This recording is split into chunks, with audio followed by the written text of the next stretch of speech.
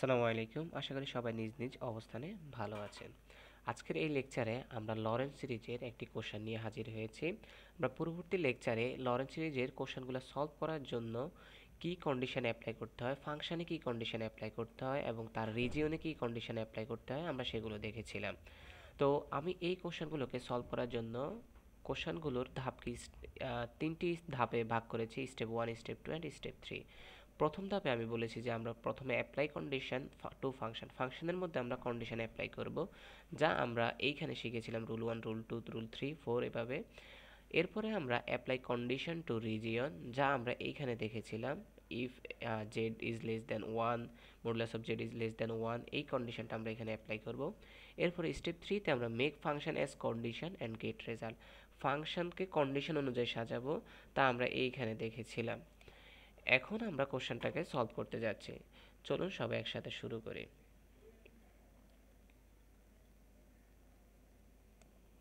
আমাদের প্রথম স্টেপ হলো অ্যাপ্লাই কন্ডিশন টু ফাংশন, ফাংশনে কন্ডিশনটা অ্যাপ্লাই করা। তো প্রথমত আমি কন্ডিশনটা আগে লিখে নিই। আমাদের এটা হলো ফাংশনের কন্ডিশন।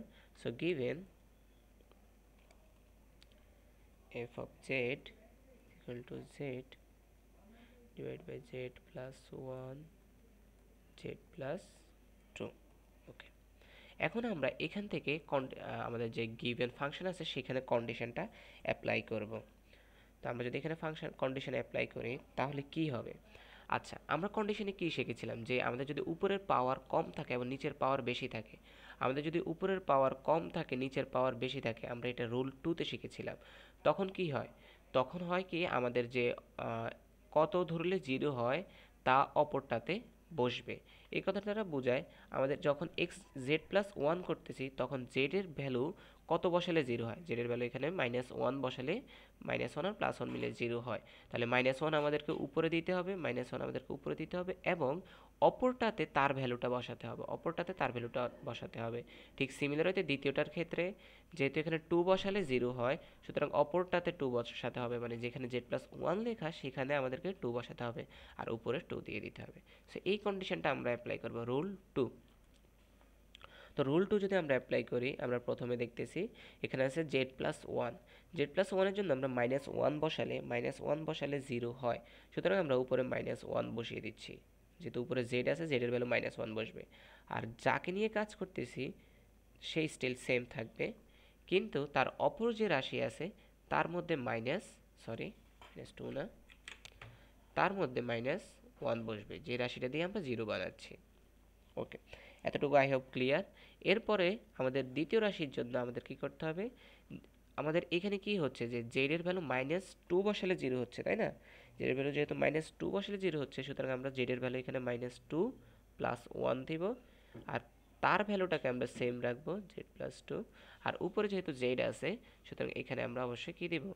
-2 দিব। তো অবশ্যই এই কন্ডিশনটা বোঝার জন্য আগের লেকচার অবশ্যই ইম্পর্ট্যান্ট। আগের লেকচার প্রত্যেকটা রুল সবাই ভালো মতো শিখে রাখবেন, না হলে কোশ্চেনগুলো আসলে সলভ করা সবার কাছে একটু কেমন যেন উদ্ভট মনে হবে। ওকে, তো এখান থেকে আমরা কি পাই? এখান থেকে আসতেছে আমাদের -1 আর +2 মিলে হলো 1, উপরে আছে -1। আচ্ছা, 1 দিয়ে যদি আমরা z+1 কে গুণ করি তাহলে z+1 হচ্ছে, আর উপরে আছে আমাদের কত? -1। আর এইখানে আসতেছে আমাদের কত? আমাদের এখানে -2 আর +1 মিলে -1 হচ্ছে, আর এখানে আসতেছে z+2, উপরে আছে -2। এই মাইনাস আর এই মাইনাস আমরা যদি ক্যান্সেল করি তাহলে উপরে থাকতেছে 2 ডিভাইড বাই z+2।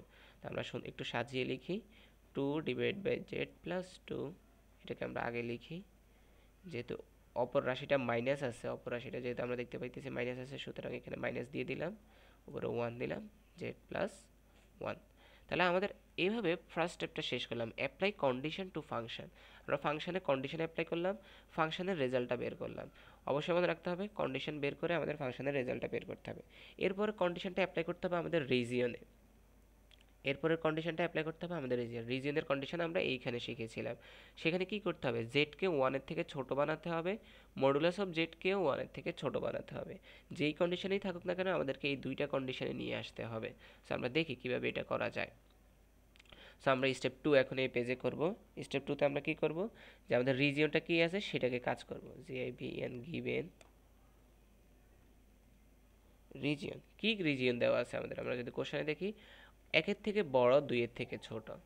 ওকে, আমাদের একের থেকে বড়, ওয়ানের থেকে বড় মডুলাস অফ জেড, টু এর থেকে ছোট। এটাকে যদি আমরা দুইটা কন্ডিশনে আনি, কন্ডিশন অনুযায়ী আমাদেরকে সাজাতে হবে। দুইটা কন্ডিশনে আনি তাহলে কি হয়, মডুলাস অফ জেডটা কি একের থেকে ছোট, অ্যান্ড মডুলাস অফ জেডটা কি দুই থেকে ছোট। আমরা এটা বলতে পারি একের থেকে বড় এটাকে একটা সেগমেন্টে লিখলাম, দুইয়ের থেকে ছোট এটাকে একটা সেগমেন্টে লিখলাম। এখন আমরা কি কাজ করতে পারি, আমাদের এই কন্ডিশন হয় আমরা এটা বানাতে পারি, না হয় আমরা এটা বানাতে পারি, যে কোনো একটা মডুলাস অফ জেডকে ওয়ানের থেকে ছোট বানাতে পারি, যেহেতু আমাদের এখানে মডুলাস অফ জেড দেওয়া আছে। আচ্ছা, এখন আমরা একটা জিনিস বুঝতে হবে কি, আমাদের এখানে ওয়ান আছে আর মডুলাস অফ কি আছে, জেড আছে। আমরা রাশিকে যদি উল্টাইয়া দিই আমরা জানি যে এই সাইনটা চেঞ্জ হয়েছে, রাশিকে উল্টালে এই সাইনের চেঞ্জ হয়। সুতরাং আমরা রাশিকে উল্টাই দিই, ওয়ানকে যদি উল্টাই ওয়ানই হবে, জেডকে যদি উল্টাই তাহলে ওয়ান, মডুলাস অফ জেডকে যদি উল্টাই one by modulus of Z হবে। তো এই ক্ষেত্রে আমাদের ওয়ান বাই মডুলাস অফ জেডটাকে আমরা কি করে দিতে পারতেছি, ছোট করে দিতে পারতেছি। তাহলে আমরা দেখতেছি ওয়ানের থেকে ছোট, আমাদের কন্ডিশনটা কি হবে, ওয়ানের থেকে ছোট হবে। সো আমরা সেই অনুযায়ী সাজিয়েছি ওয়ানের থেকে ছোট। এই সাইডের কন্ডিশনটাকে আমরা সেমভাবে সাজাবো। এখানে অলরেডি মডুলাস অফ জেডটাকে ছোটই বলতেছে, শুধু আমাদের একটাই কাজ হবে এই টুটাকে ওয়ান বানানো। সো আমরা এই টুটাকে কীভাবে ওয়ান বানাতে পারি, আমরা যদি উভয় পাশে টু দিয়ে ভাগ করি, তার মানে যদি মডুলাস অফ জেডকে টু দিয়ে ভাগ করে টু হবে মডুলাস অফ জেড, আর এখানে যদি টু দিয়ে ভাগ করে তাহলে হবে ওয়ান। আলটিমেটলি আমরা কি দেখতে পাচ্ছি, দুই ক্ষেত্রেই মডুলাস অফ জেড এর রাশিটা ওয়ানের থেকে ছোট হচ্ছে, যেটা আমাদের এই কন্ডিশনটাকে ফিল আপ করে। আমরা তাহলে স্টেপ টু আমরা অ্যাপ্লাই করা শেষে, অ্যাপ্লাই কন্ডিশন টু রিজিয়নের মধ্যে আমরা কন্ডিশন অ্যাপ্লাই করে ফেলছি। এখন আমরা দেখি step three, make function as condition and get result. ফাংশনটাকে কন্ডিশন অনুযায়ী আমাদেরকে এখন কি করতে হবে, সাজাতে হবে, সাজায় আমাদেরকে কাজ করতে হবে। তার মানে আমাদেরকে এই কন্ডিশন অনুযায়ী সাজাতে হবে। এই দুইটা কন্ডিশনই আছে আমাদের কাছে, খুব কঠিন কন্ডিশন না। তো আমি দেখি সলভ করার সময় অবশ্যই ইনশাল্লাহ সবাই বুঝবে। দেন আমরা ফাংশনটাকে লিখি, যে ফাংশনটা আমরা মেক করছিলাম সেই ফাংশনটাকে আমি দেখে নিই, two by Z plus two minus one by Z plus one, এটাই তো আমরা তৈরি করছিলাম। সো এটা আমরা লিখি, F of Z is equal to two by Z plus two minus one by Z plus one.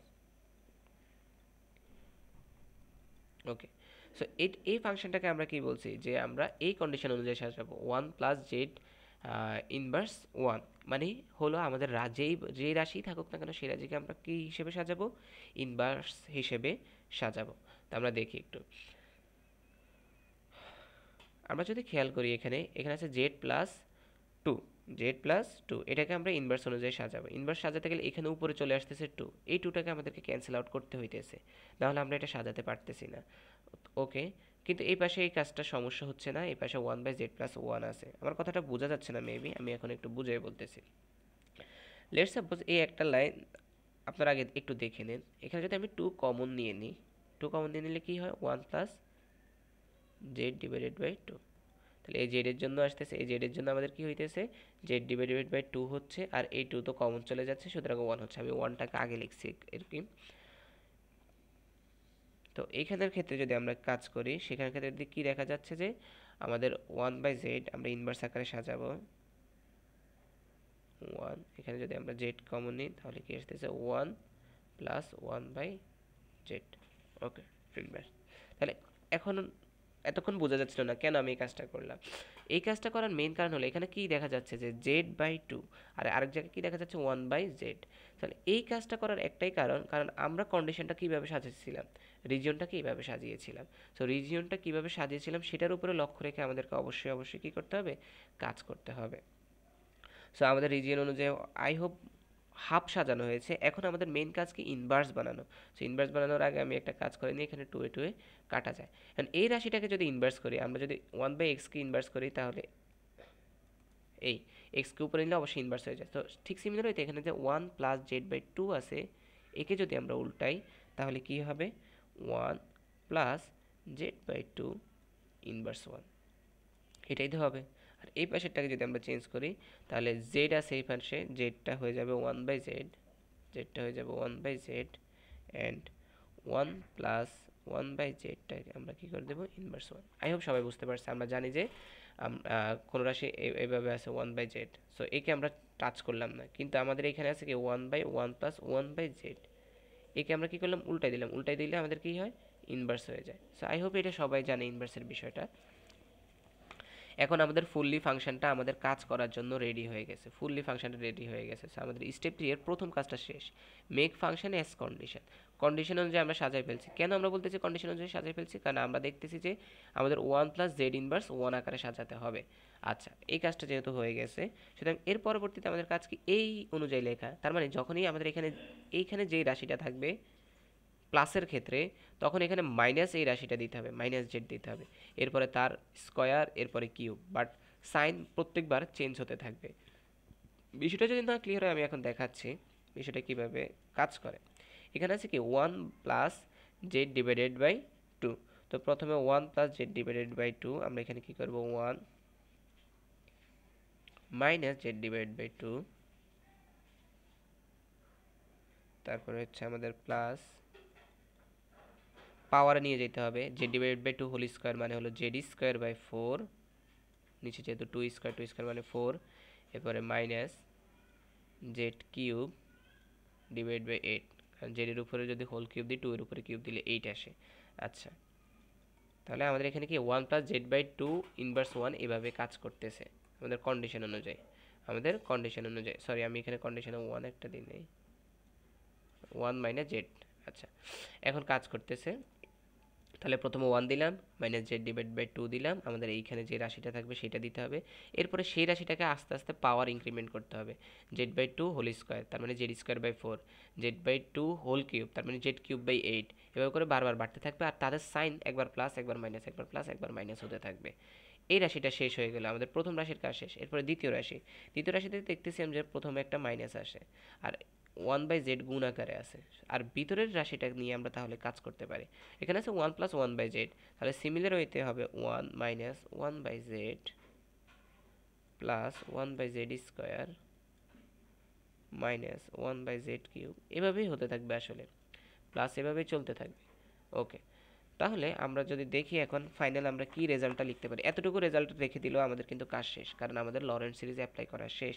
তা আমরা যদি একটু সাজিয়ে লিখি, সেটা হলো 1 minus Z divide by 2 plus Z square by 4 minus Z cube divide by 8 plus, এরপর আমরা কয়েকটা পয়েন্ট দিয়ে এরপরে মাইনাস দিয়ে আমরা এই পুরো রাশিটাকে গুণ করে দেবো। মাইনাস 1/z-কে 1 দিয়ে গুণ করলে মাইনাস 1/z হয়, মাইনাস 1/z দিয়ে মাইনাস 1/z-কে গুণ করলে হয় প্লাস 1/z স্কোয়ার, এরপরে মাইনাস 1/z দিয়ে 1/z কিউবকে গুণ করলে হয় মাইনাস স্কোয়ারকে গুণ দিলে হয় মাইনাস জেড কিউব, এরপর আছে মাইনাসে মাইনাসে প্লাস 1/z⁴।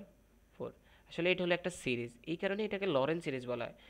খেয়াল করে দেখলে বোঝা যাচ্ছে যে এটা একটা সিরিজ, যেহেতু এটা একটা সিরিজ আকারে চলতেছে সুতরাং এটাকে আমরা লরেন্ট সিরিজ বলতেছি। আই হোপ সবাই কোশ্চেনটা সম্পর্কে ভালোভাবে ক্লিয়ার হয়েছে। লেকচারটি কারো উপকারে আসলে অবশ্যই লাইক কমেন্ট অ্যান্ড সাবস্ক্রাইব করবেন, যেটা করতে সবাই ভুলে যায়, অবশ্যই বলবেন না। আসসালামু আলাইকুম।